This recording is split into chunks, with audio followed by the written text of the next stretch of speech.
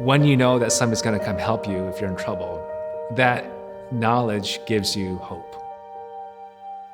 That hope can really help you hang on and live. Things like natural disasters or places where there are no roads. Even the most capable of off-road vehicles can get stuck. What if we can combine robotics with the car, and so that the car could walk and go places where a traditional car could not go?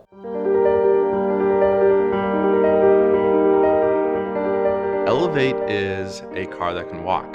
There's actually a lot of situations where right now vehicles meet their match based on current wheel and tire and suspension system capabilities, and we just want to go beyond that.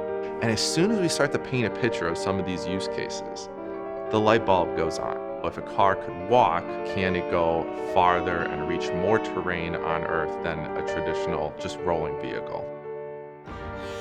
I like to call it the ultimate mobility vehicle. It has the ability to transform from a four-wheeled vehicle into a four-legged walking machine.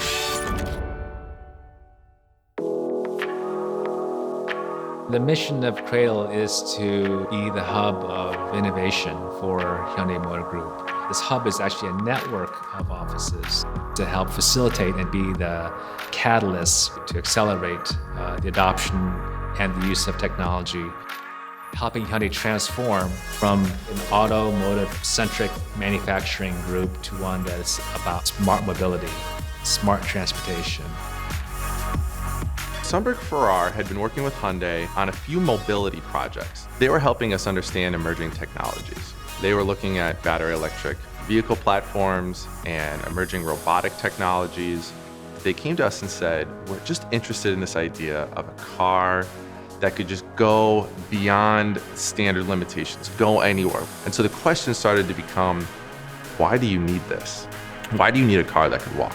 One of the use cases is in search and rescue.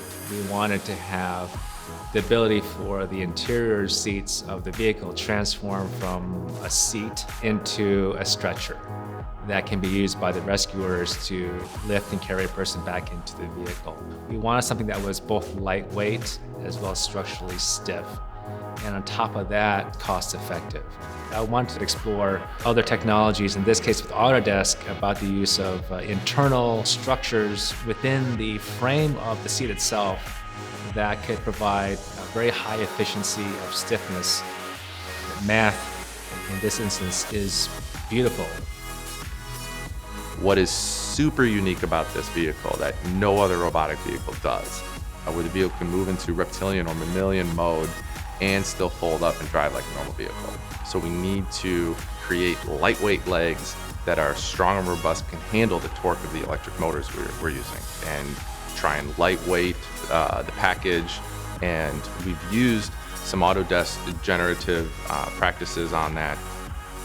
Yeah, generative design really allows us to tackle complex problems that would take somebody probably a lot more time that they have to go through different analysis. So I think it's a mind multiplier, I like to call it.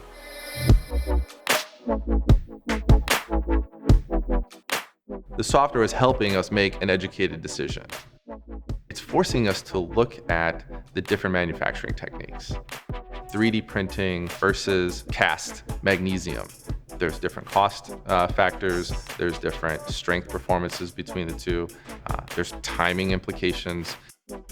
As a car designer, the part that excites me about generative design is the change in my kind of mental focus from subtractive methods to this growing mentality. I'm growing CAD data. It's a different way of seeing a sculpture created in CAD. With Autodesk, I hope to explore that even further. What are the tools to help kind of experiment with that digitally? And what are the tools that help to put this together in the physical format?